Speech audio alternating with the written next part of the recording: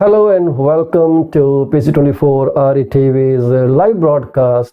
We are sorry that we are a bit off our time by about 10 minutes. Some technicalities prevented us from doing our stuff right and up. But we still thank you if you are watching this program. And don't forget, we have a contest going on where we asked a question and we wanted someone to give a wittiest, funniest, and the most creative answer. And the question was, what is the easiest to pick? What is the easiest to pick? And we will select the winner this 30th September between the broadcast 10:30 to 11:30 a.m. So as our weekly guest, Mr. Amrit Sura has already signed into the program. He will talk about housing market from Abbotsford, BC and the surrounding areas.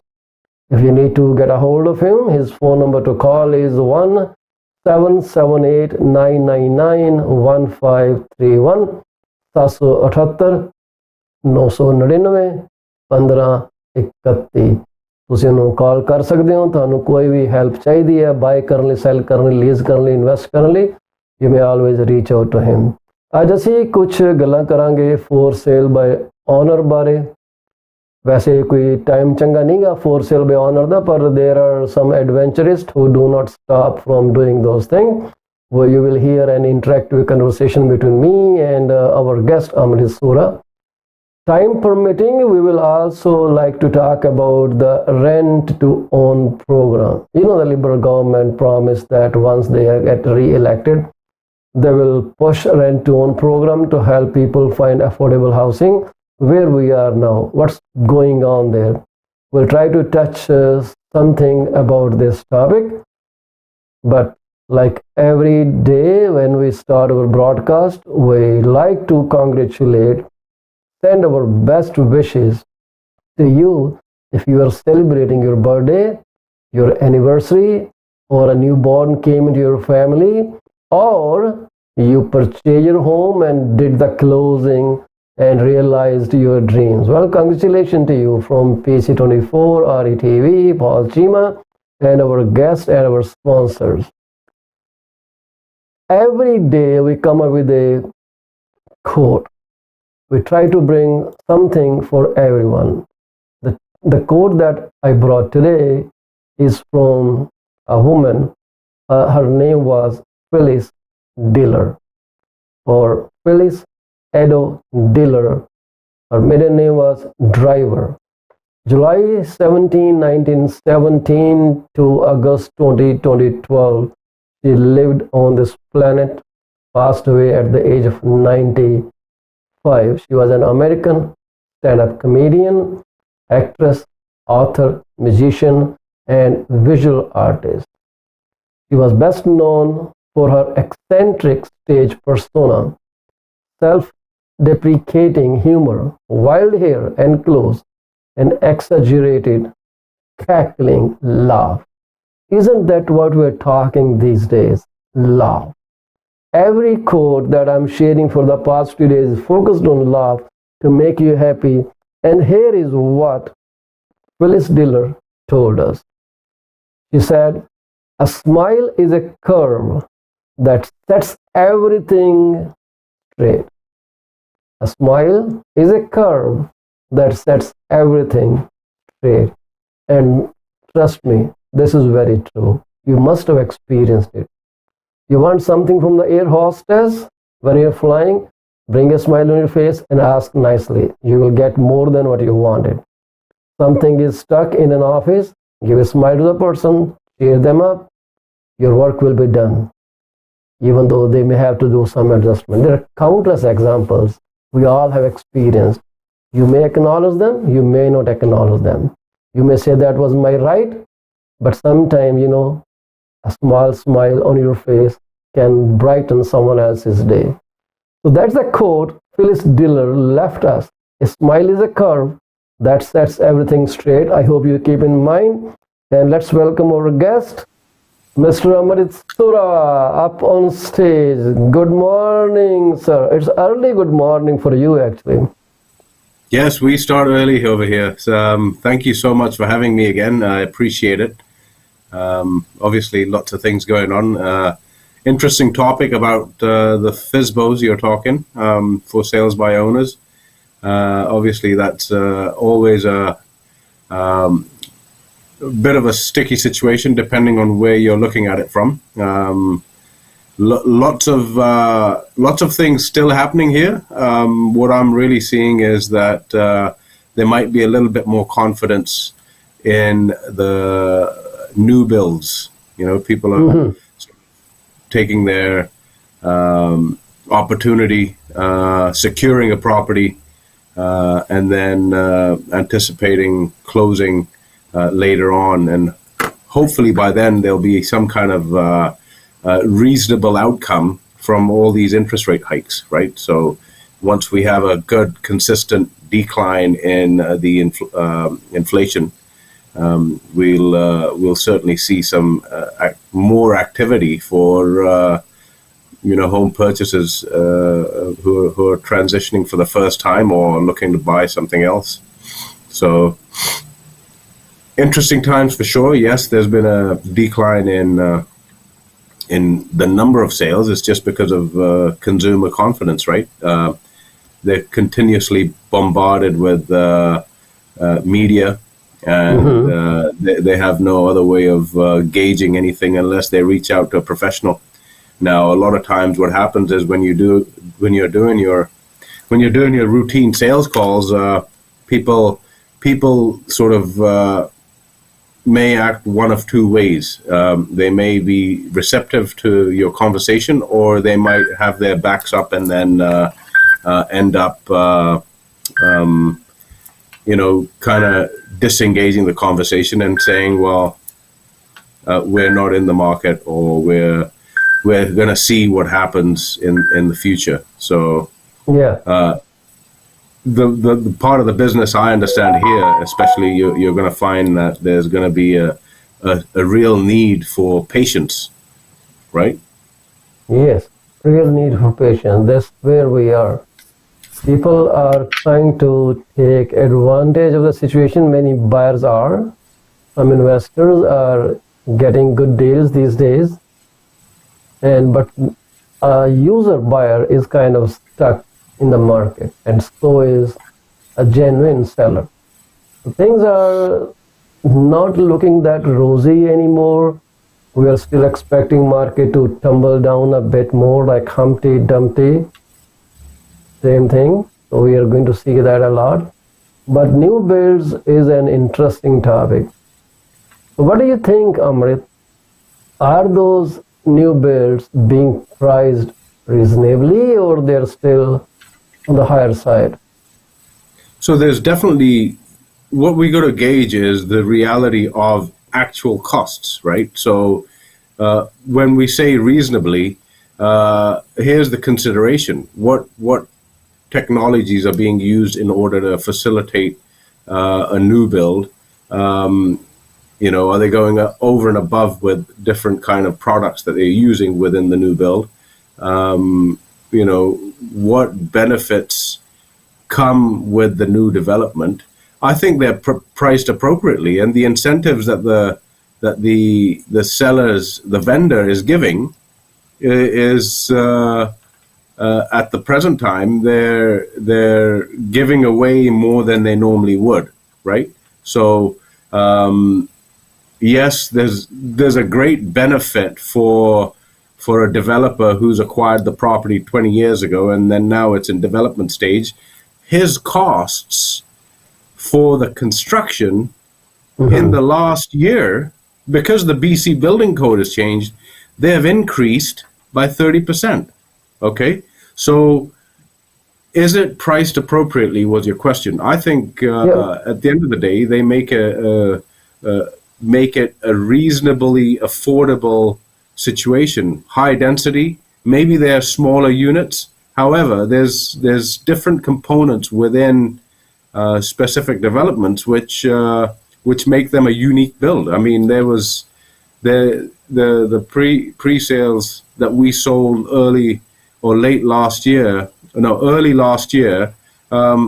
you know, they they went with the conventional system of having hardy plank. Now, how does hardy plank benefit the end user?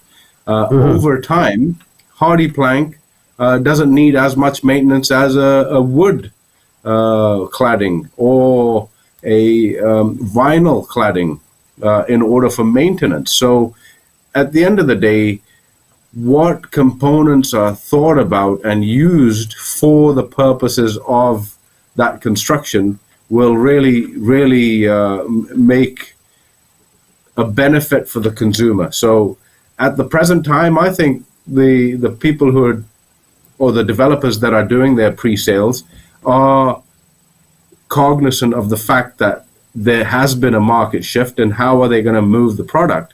Yes, their cost might have been $40,000 to $50,000 a door, but it's costing them, as opposed to $200,000 a door, it's costing them $300,000 a door to actually make that unit a habitable space for a residence, right? So, I think they consider it quite, quite well based on what other impacts are coming on. Because again, did they buy all their material 20 years ago? No, they didn't. So that all kind of plays part in it. So they are priced accordingly, I think. Very nice. Well, the government promised that, like when they were running for election, they promised the world, or the Canadian at least, that once they are re-elected, they will try to make housing available for everyone. And the term they came up with was rent to own. The rent to own was being run by many corporations, private companies, investors across Canada. Many companies that are doing rent to own program. But when Government of Canada started something on similar pattern, but their mandate when they were running for election was, this was their promise, that a re-elected Liberal government will introduce a rent-to-own program to help make it easier for renters to get on the path towards home ownership while renting. And they said the program will have three major principles on it. One is landlord must commit to charging a renter a lower than market rate to help them build up savings for a down payment. B, the landlord must commit to ownership in a 5-year term or less, and then proper safeguards to be in place to protect the future homeowner, which is rent to owner. And then they were also thinking about creating a stream for current renters and landlords, particularly those in condo settings, to immediately enter into rent to own program. And then they also committed that they will give $1 billion in loans and grants to develop and scale up the rent to own projects with private, not-for-profit, and co-op partners. So basically the program was designed to give incentives to builders, that the builders could then pass those incentives on to tenant owners. Let's call them tenant owners, because they will rent for a while and then they will own that property. Up to 5-year time period window has been provided. Some can move in within 2 years, 3 years, 5 years, whatever. So this, they say, will help overcome the issue of having enough down payment to buy a house in the future. Have you heard of this program? Well, there's all sorts of programs. I think, at the end of the day, the government is just giving some different copycat solutions where they're going to try and implement some lip service to the public and communities to try and give them some confidence. However, the reality is they need to spend the $1 billion that they are trying to spend and encourage people to really hone in on their financial knowledge. Forget about putting these systems in place that it's still a risk, because at the end of the day, what if that rent owner or tenant owner is in the square one situation that he was before? How is the government going to go in there and sort out that mess? So the government should really stay out of the business of putting in procedures like that, and they may want to try and open up more land areas which could be developed, and leave that to the developers. And at the end of the day, the actual specialists within the marketplace, in order to make things affordable. If you want to make things affordable, you need to build more of them. And how are you going to build more of them? You need land. So so they're basically skirting around the actual issue, where there's vast amount of land available, which is tied up in the Agricultural Land Commission. And they talked about a project which I don't think haven't studied well. So many experts, they say that this is an uncharted territory, could have lots of pitfalls. UK has been doing it for a long time. There are some houses in UK where the rent-to-own thing is going on.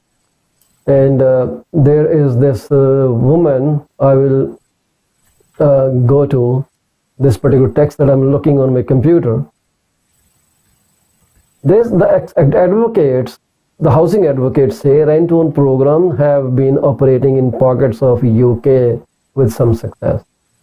But as is the case in big Canadian cities, properties in the UK are so expensive that it's proven difficult to bridge the gap between low wages and home ownership. And there has not been huge uptake. So Paula Higgins is a chief executive of the Homeowners Alliance in London. And she said, building safety codes there are weak. And there were some issues with rent-to-own funding being tied to new developments. Some of these units built for renters were of low quality as developers cut costs but still collected subsidies. So this is a big loophole here. So builder code, who actually created the builder code? Who created this Tarion? Builders.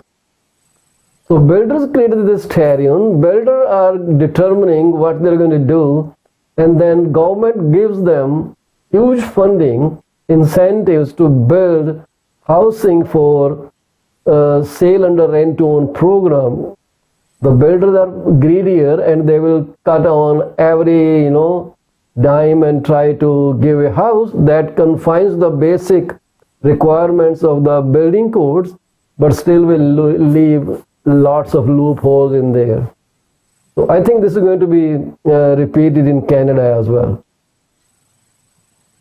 Well, it really depends on who gets involved. I mean, if the government is going to say, okay, we've got billions of dollars, well, there's going to be people lining up left and right in order to be able to grab some of that $1 billion, right? And how they're going to minimize on their costs to provide, rent to own scenarios. It's going to be a scenario where you have lower quality builds, but at extortionate prices. So, absolutely. And who wins? Why builders? There are so many resale homes in Canada. Can the government not enter into contracts? Like, can it not invest itself into those houses and transfer ownership 3, 4, 5 years down the lane? If you are an investor, Amrit, and I reach out to you to help me with the rent-to-own program, you're going to ask me for a down payment upfront, because that's what shows my intent that I'm serious about this program, that I will actually end up buying this house 2, 3, 4, 5 years later, whatever the agreed term is. So the companies outside that were operating for a long time, this is their model. You pay some down payment up front. Many companies charge 5% down payment. If they are buying a house for, let's say, $700,000, Amrit may say, okay, you need to pay me $35,000. Remainder will be added or paid by Amrit, and the rest will be financed through some financial institution. This is the usual arrangement. And then the investor will create a payment plan for the tenant owner. That okay, this money is going towards your living expenses. You cannot recover it, but you can add $500, $1,000, $2,000 on top of what you're paying. So that additional money will be added toward your down payment. If you pay, let's say, $1,000 every month on top of your rent, and 2 years the term, so you have paid $24,000 in additional money, and you also paid 5% down in the beginning. So all this money you will get back, but not your living expenses. So I don't know where I was reading that someone says, oh, well, they can get to keep the money as their down payment. Rental is not a down payment. Rental is a cost because someone else is paying mortgage of that property. So I don't know why people don't have the right information, and why government does not encourage other people to help them buy houses rather than pay incentives to builders or developers, so they keep major chunk and provide low quality housing to people who are too keen to get into this rent-own and become homeowners. Yeah, I mean, I think they have, yes, they have a dream, but then how how is that going to be facilitated, right? I mean, if you look at what you just, the scenario of 700,000 is the property, 5%, that's 35,000 they want upfront, and then the remainder of the 20% down payment required at year 5. Yeah. Over that period, you want an additional $1,600 a month in order to make up the down payment. So again, I think the government's getting a little bit ahead of themselves and involving themselves in situations which really does not make sense. Is it the right answer that I have? I don't think so. I think what people need to really do is take they need to take a good look at their financial situation, and if it's not now, then it might be 5 years from now. But having incentives and programs such as that, it's only going to help the banks, and it's only going to help the government, again, because government is benefiting on each transaction for the purchase taxes, and then the banks on the interest. So the idea of educating the consumer has been thrown out of the window. Well, this is interesting, Amrit. I'm looking at a news item, and it says in 2018 there is a group in BC, the developer group called Panach Group, PANATCH. That was back in 2018, and they offered rent-own units in Port Moody. I don't know where Port Moody is, but maybe you know it better.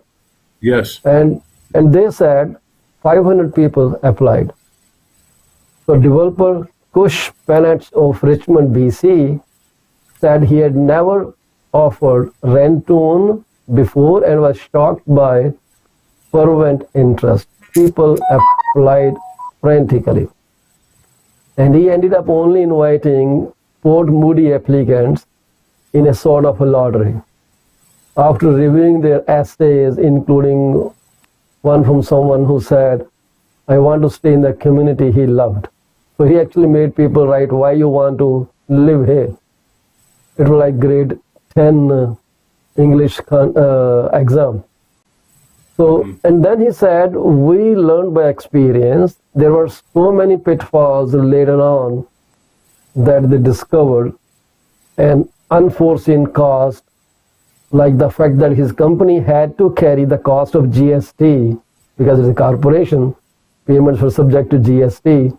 And when they rented it, they had to pay GST, so that cut into their profit. And there were complex legalities to navigate. Rising interest rates also made the program more expensive. So I don't think they did that again. So if federal government is giving assistance, why don't they give to me so I can buy something for someone, maybe offer me less rate of interest when I buy for someone else. They say, okay, your interest rate is this much. And they can ask me to give an affidavit saying, I'm buying for a rent-to-own buyer. But then they will say everyone will be a rent-to-own buyer.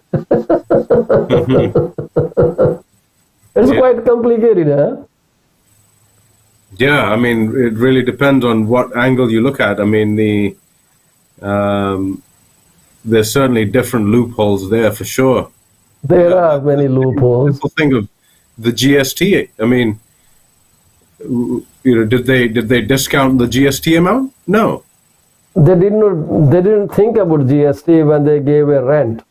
But when they collected rent, being a corporation, they had to pay GST on that. So there you go. I mean, did it help anything on that side? I'm not sure with the Panach Group. Stay with us. We will soon come with a short break. Where is my break?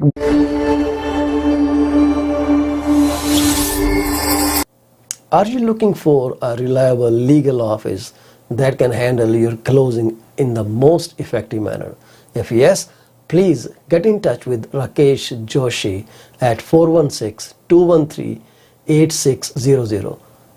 Joshi Law Office provides all the legal advices about real estate law, business law, immigration laws, notarization and affidavits, wills and trust. Give them a call today, 416-213-8600. Are you looking for reliable immigration services? If yes, contact Sukhi Paul at 647-296-4575 or office phone number 905-790-8877.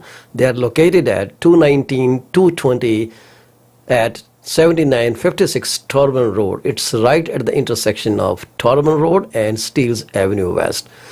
Contact them for all kind of visa services. Finding an honest and diligent insurance and investment advisor is a rarity these days.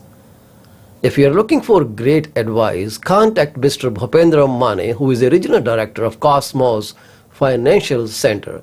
They are located at Unit number 830 Top Flight Drive, Mississauga. The phone number to call is 647-448-6229. Give them a call today. Is your business suffering from performance? If yes, it is the right time to call Ravinder Duggi at 416-807-7986. She will find out the weak points and the points where the performance issues are paramount and help you fix those issues. Give her a call today. Do not be late. Are you looking to buy or sell your home or any commercial real estate? If yes, call me today at 647-333-2273 or 647-328-3279. I provide services in real estate and mortgages. I am mortgage broker with Akal Mortgages Inc., where when we say yes, we stand behind our promise. Reach out to me today. Do you want to shop right without burning your pockets? If yes, please visit Monisha Discount Warehouse at 377 Burnhamthorpe Road, East Mississauga, Ontario. They are the best. They have all kind of Indian, Pakistani and other local stuff that you can buy at literally throwaway prices. Contact them at 905-361-0773. Manisha Discount Warehouse. D.P. Jain is a well-known name in the fields of accounting. You can contact him today at his cell number 416-305-0080 or his office number 905-790-9327. Once you start working with him, you will never want to leave him. He is 5-star professional.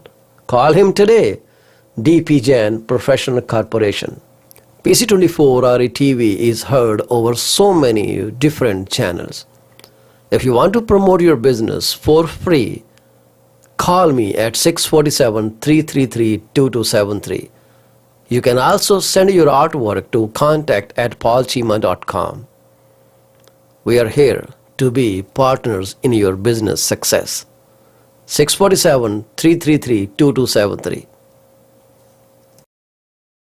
Welcome back to PC24 RE-TV's program for today, which is Wednesday and 28th of September.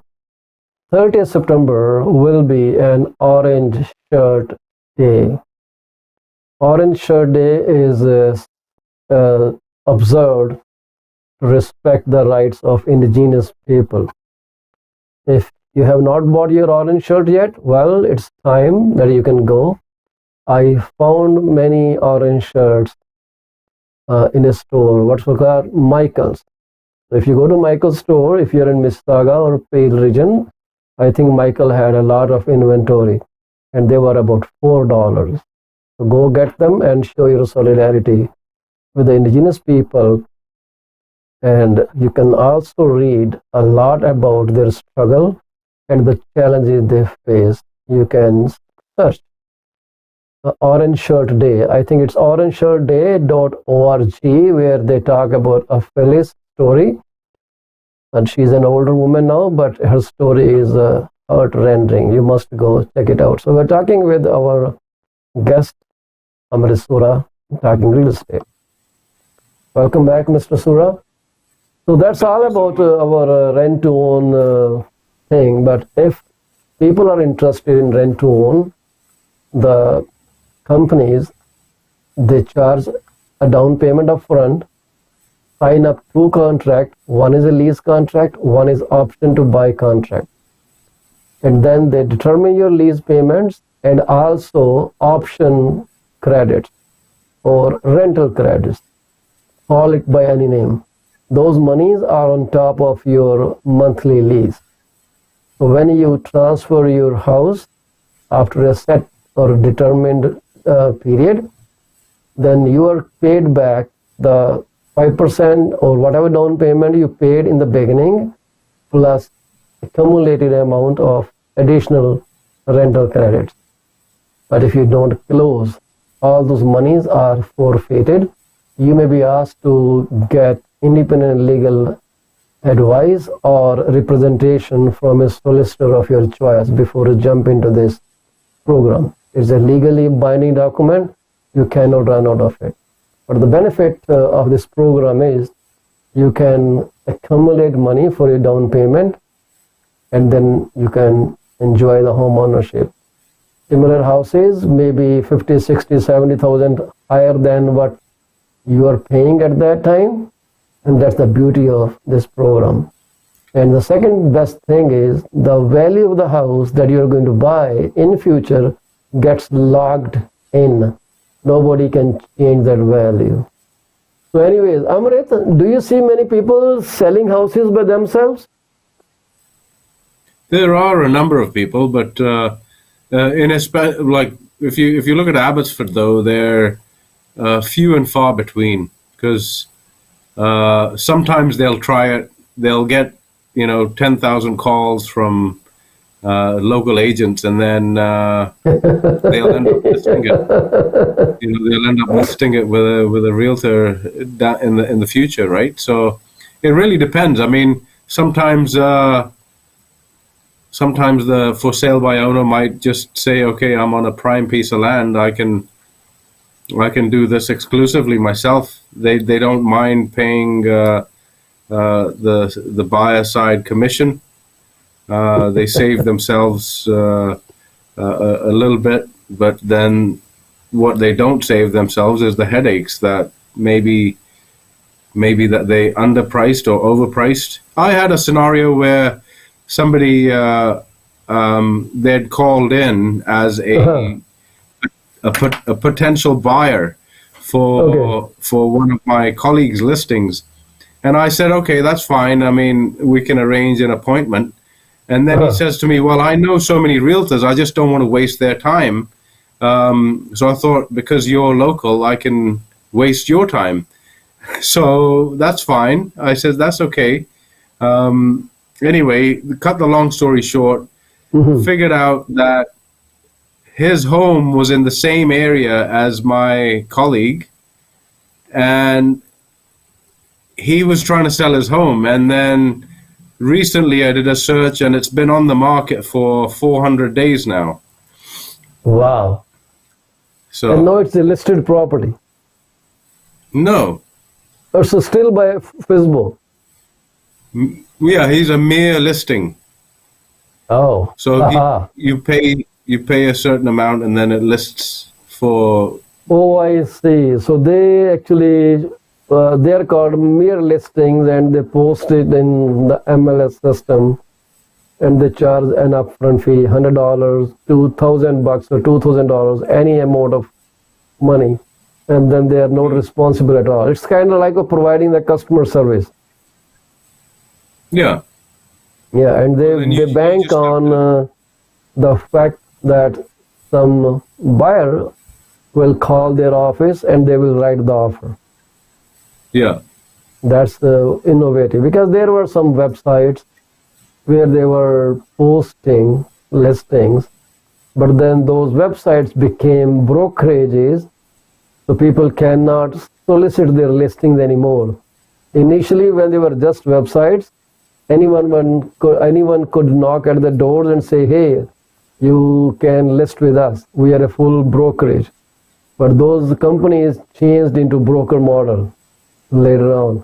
It became difficult contacting them. So all they do is Right.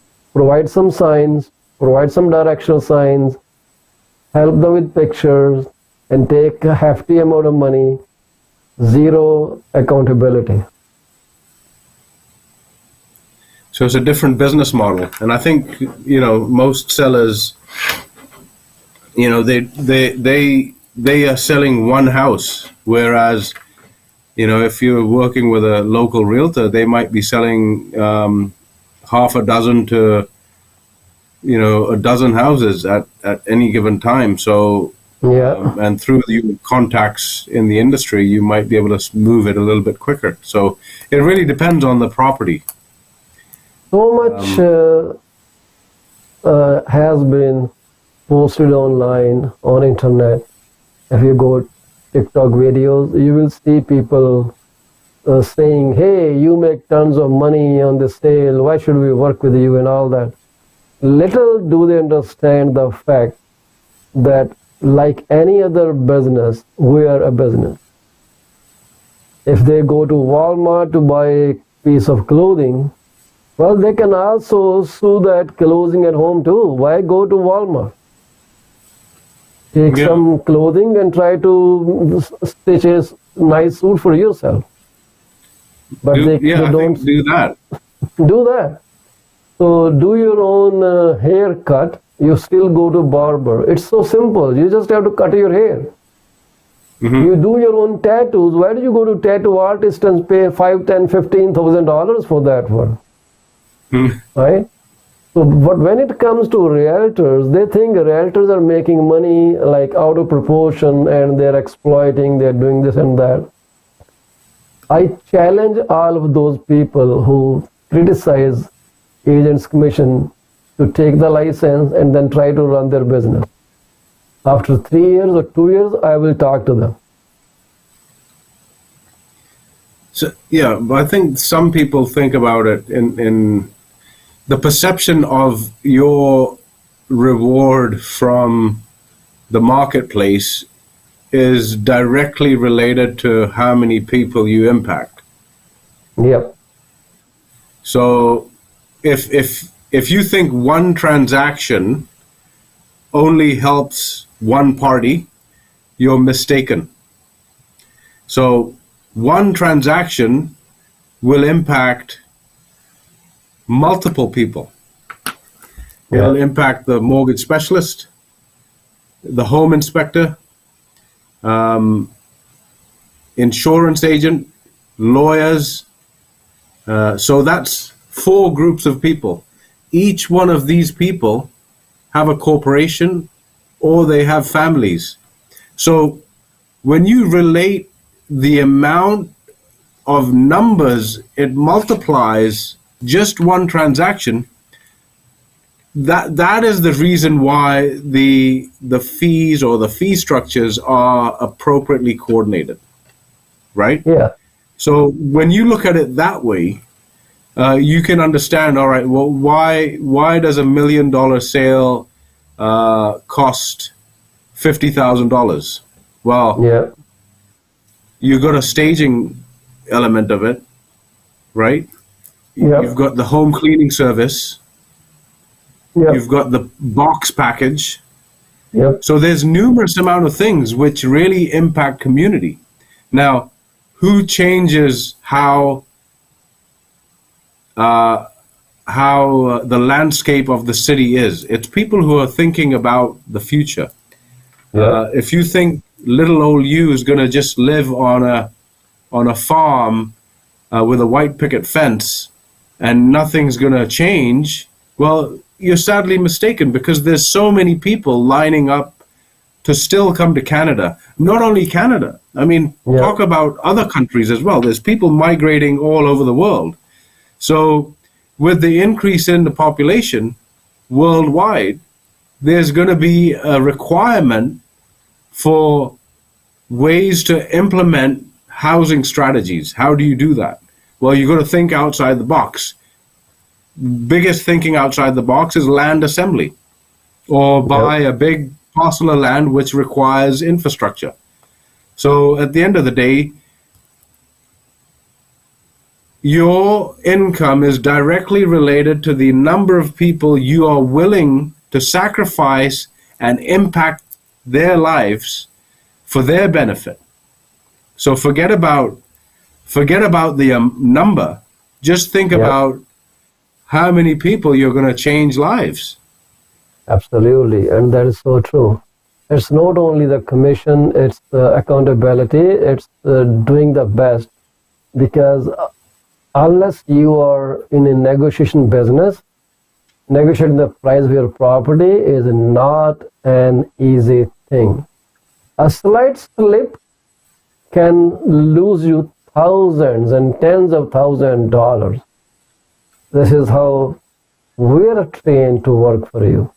But if you want to still sell by yourself, nobody can stop you from doing that. Save your commission. Work for it.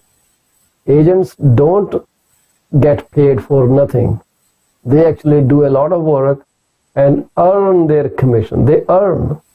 If you look at an agent's gross income over the whole year, and then try to divide by number of hours, you will see some agents are actually below your pay rate. 100%. 100%. Yeah.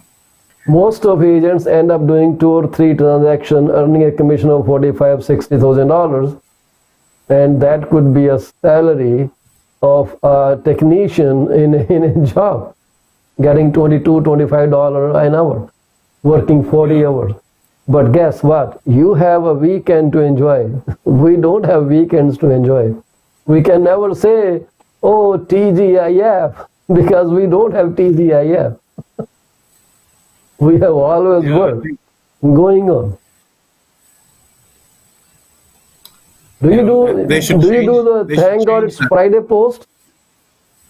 No, so they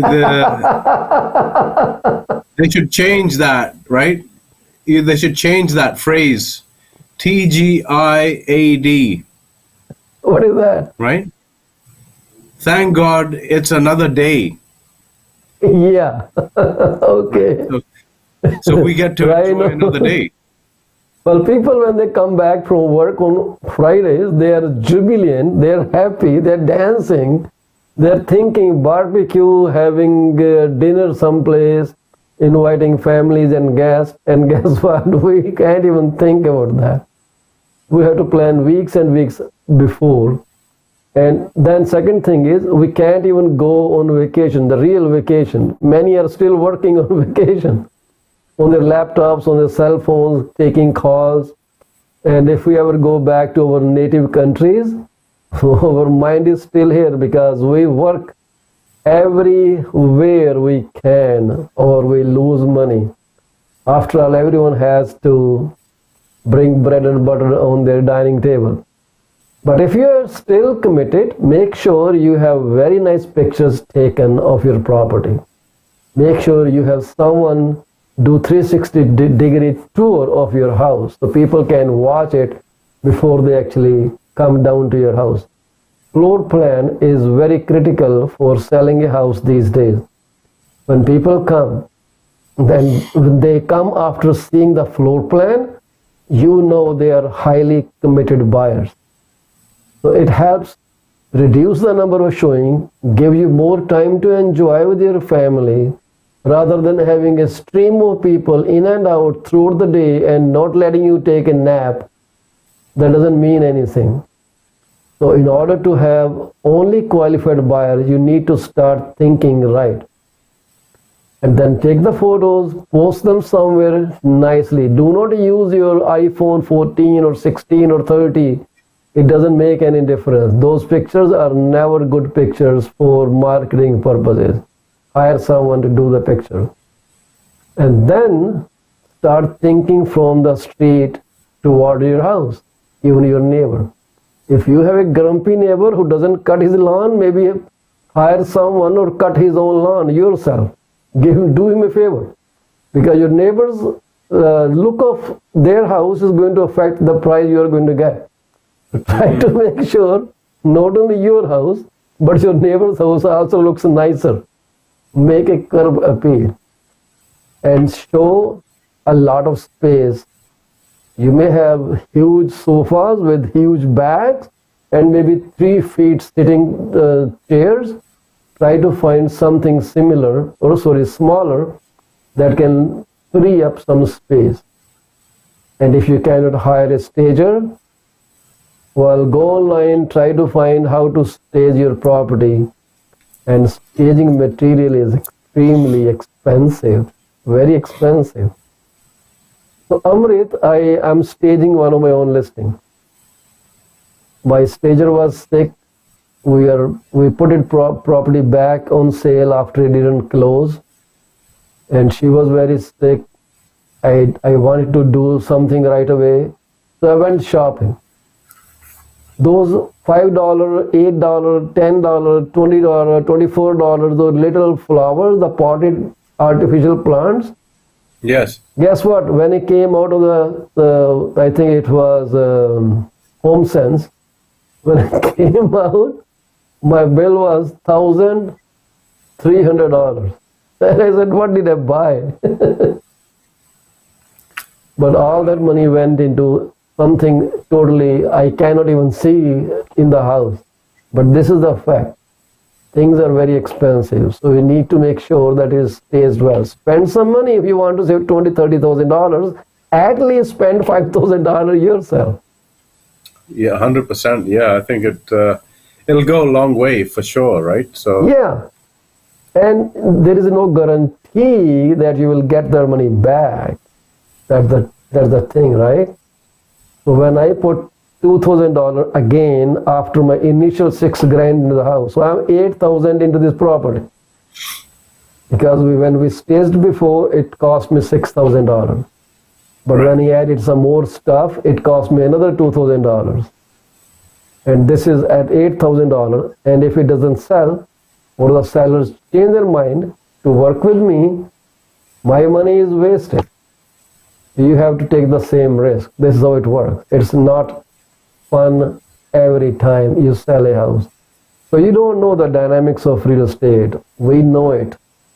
Try to be reasonable. Try to respect realtors.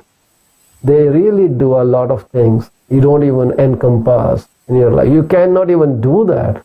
I keep challenging homeowners that if they want to negotiate, practice their skill of negotiation, they can start doing it with me anytime. Or I can give them a guy who is very good negotiator. Oh my God, he can give you sleepless nights. Yeah. We don't see many FISBOs these days because it's very challenging. But at the same time, people are also thinking instead of paying commission to the realtors, if they do it on their own, they may save 5%, 4%, 3%. But is it worth the amount of effort? You have work to do, you have a job to take care of, you have kids to take care of, you have a wife to take care of. There's so many stuff you need to undertake. And then showing, when agents show houses, they show houses to qualified buyers. But when someone comes knocking at your door at 8 o'clock in the evening and you are having your dinner, you don't even know who is walking in. Is he a good element or is he a bad element? How do we differentiate? Realtors meet people before they bring people at your house. So we know who we're talking. We have their IDs, we have their information. We know they're serious buyers or they're just wasting your time and my time. We filter them out. And like Amrit said, you will get 10,000 plus calls from realtors when you do for sale by owner. And you're still going to end up paying them their commission. Does it make sense to save a little? How much will you save? 1%, 2.5%, 3%? For a house, a small amount. $1 million, 30 grand? Yeah. Or $10,000, the least? But what if someone comes into your house as a buyer and then robs you and causes damage to your family and persona that is way more expensive than those $30,000? What is important for you? Safety to your family or just the money? So I would say trust the organized real estate. We are actually highly organized than your employer. Exactly. Okay? Yeah, you want to put safety at the forefront, right? So yeah, we take care of your listing. We take care of your house. We are responsible for if anything goes wrong during the listing period. We are accountable for that. Mm-hmm. So people have stolen stuff, Amrit, during open houses.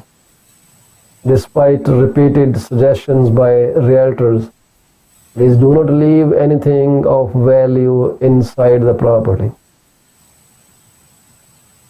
Can you handle that? You don't even know how to show a property, but you want to save money. When you go to dentist and dentist say, oh, crowns will cost $2,000 per tooth. Do you tell him that, no, I will go and do it myself? Yeah, that's going to be a bit of a problem. It's a lot of money, $2,000. One tooth, one crown. Oh my goodness. So I better put aluminum foil all around my teeth and maybe glue it. It can go for a few days. Just do it. Do your own haircut. Do your own tat. And come back to me.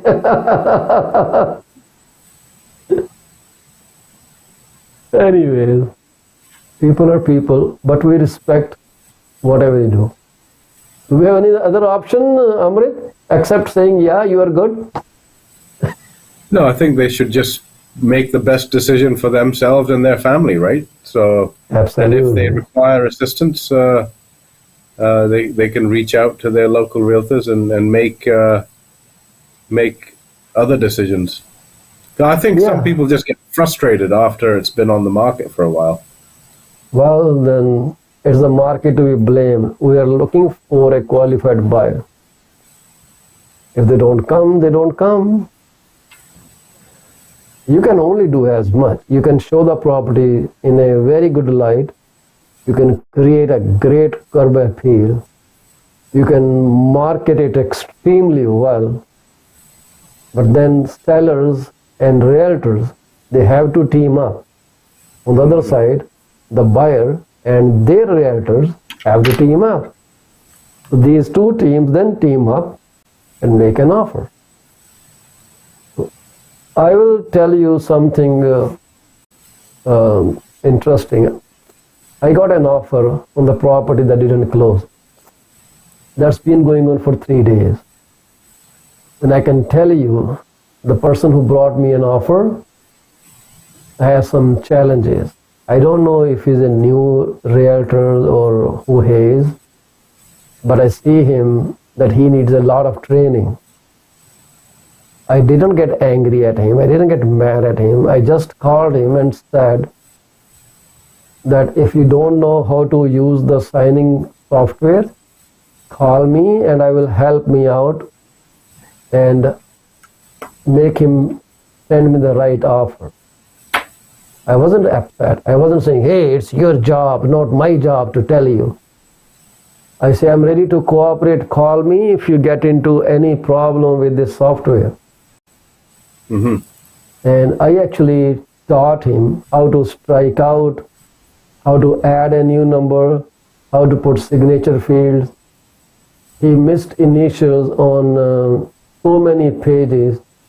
I still patiently asked him to do those initials, because if I get angry or upset with him, I can prove that I'm a better agent than him, but will it help anyone? It won't help the buyer, it won't help him, it won't help me, it won't help the sellers.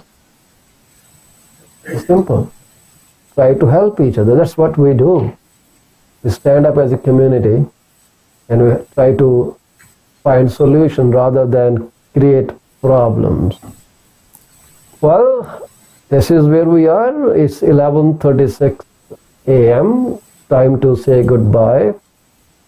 Amrit, you have any final words to say for this broadcast?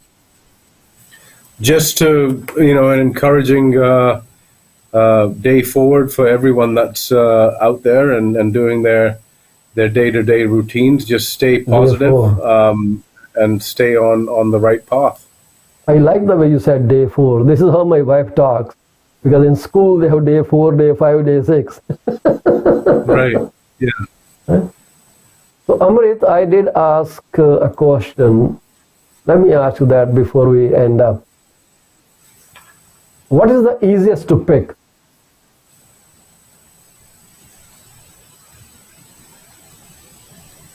What do you mean? Well, I'm just asking a question. What is the easiest to pick? The easiest to pick? Yeah. What are you picking? Apples? Well, I don't know. It could be anything. We are asking for a funniest, wittiest, and the most creative answer to this. What is the easiest to pick?